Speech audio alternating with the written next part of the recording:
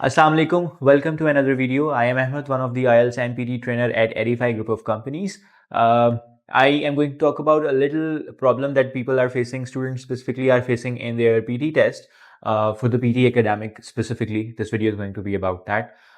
So what we have received a lot of feedback recently that when they go for their test in the real exam, तो होता क्या है कि वहाँ पर कुछ ऐसे क्वेश्चन आ रहे हैं जिसकी प्रिपरेशन नहीं की हुई है, तो उन क्वेश्चंस को कैसे हमने कैटर करना है और सारा उस चीज़ के ऊपर ना बहुत ज़्यादा लोग जो हैं वो परेशान हो जाते हैं। देखें, I think I have mentioned this before as well, but I would just reiterate this that this is this point at this point in time they are trying out new things because their AI is evolving and they continuously learning the new things and adding a couple of new questions. तो उसको देखो, क्योंकि वो AI based test है, तो उसमें होता तरीकाकार ये है कि वो पहले उस क्वेश्चन को लॉन्च करते हैं, उसको टेस्ट करते हैं, उसका डाटा कलेक्ट करते हैं और वो ये देखते हैं कि क्या ये रेलेवेंट है कि नहीं है। जैसे मिसाल के तौर पे रिस्पॉन्ड टू द सिचुएशन जो है वो जनवरी से ऑनवर्ड वाले टेस्ट में आना स्टार्ट हुआ था, लेकिन पीटी कोर जो है वो फेब से लॉन्च हुआ और वो रिस्पॉन्ड टू द सिचुएशन जो था वो पीटी कोर का पार्ट बना। ठीक है, उन्होंने उसको पहले टेस्ट किया है, उसके बाद उन्होंने उस टेस्ट को लॉन्च उस क्वेश्चन को उसका पार्ट बनाया हुआ है। इसी तरह जब भी उन्होंने कोई क्वेश्चन नया ट्राई करना होगा ना, वो उसका एज एन टेस्ट रन करते हैं, उस पर से डाटा कलेक्ट करते हैं और देखते हैं कि लोग उसको कैसे रिस्पॉन्ड कर रहे हैं, क्या उसका रिस्पॉन्स आ रहा है और is it something that they would like to make it a part of the real test or not.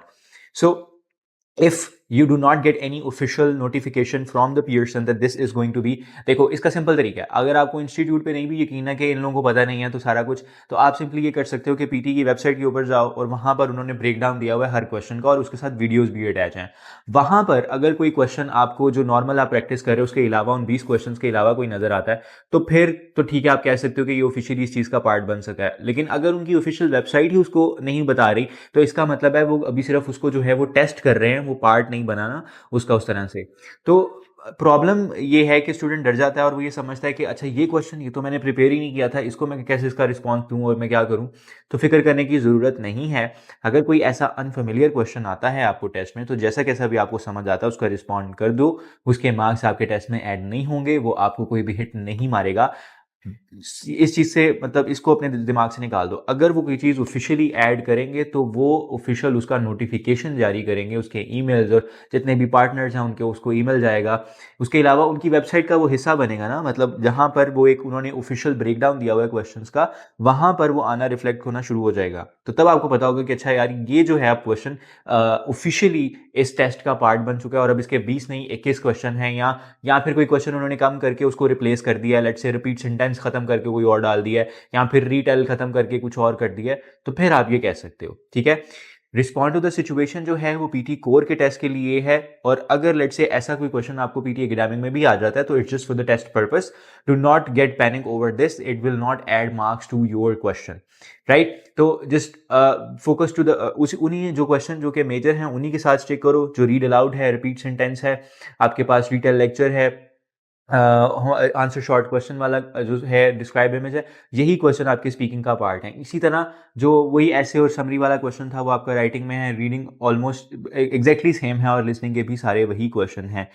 जो डिफरेंस एक आया हुआ है पीटी कोर और पीटी एकेडमिक में, वो सिर्फ मेजरली दो क्वेश्चंस का है। वो ये है कि एक तो रिटेल की जगह रिस्पॉन्ड टू द सिचुएशन वाला क्वेश्चन है और दूसरा ये है कि आपको ऐसे की जगह पर ईमेल लिखने को मिलती है। तो मतलब ये मेजर चेंजेस हैं और एक क्वेश्चन कम है, 19 क्वेश्चन है उसके। ओवरऑल और कोई चेंज नहीं आया अभी तक। ठीक है, तो इस अभी जो अगर आपने रिसेंटली टेस्ट दिया और कोई नया क्वेश्चन आपको देखने को मिला है और आप ये फिक्र कर रहे हो कि इसी की वजह से मेरे नंबर कम आए, तो ऐसा बिल्कुल भी नहीं है। आपके जो नंबर कम आए हैं वो आपके अपने किसी और जिस प्रैक्टिस टेस्ट मतलब प्रैक्टिस किए हुए क्वेश्चंस में किसी वजह से जो है वो आपने नहीं प्रॉपर वहाँ पे परफॉर्म किया होगा, लेट्स से स्पीकिंग अच्छी नहीं हुई होगी, रीडिंग अच्छी नहीं हुई होगी, तो आपके जो नंबर कम आए ना वो उस बेसिस के ऊपर आए होंगे। तो इस चीज़ के ऊपर परेशान होना छोड़ दो, बेफिक्र होकर अपने टेस्ट की तैयारी करो। और once again you can just always check the official site website of the Pearson test of English for any updates और सारा कुछ। इसके अलावा आप जो है जब टेस्ट बुक करवाते हो तो जिन एप्लीकेशन से आप प्रिपेयर करते हो, तो उन एप्लीकेशंस में भी उन्होंने भी स्टे टू अपडेटेड रहना ना, मतलब जिस भी जनरेटिव एआई एप्लीकेशन से आप प्रिपरेशन कर रहे हो वो अप टू डेटेड रहते हैं, because they have to provide a solution for that and they are earning out of it. So ऐसा नहीं है कि उन्होंने अभी तक इंट्रोड्यूस नहीं करवाया और आपको लग रहा है कि नहीं ये तो टेस्ट का पार्ट बन गया और इन सबको नहीं पता। सो ऐसा नहीं होता। So I just wanted to clarify this thing. If you are struggling with it, if you have recently appeared in the test and you are worried that your marks were deducted because of this, then this is not true. So I hope this video was helpful. I'll see you in the next one.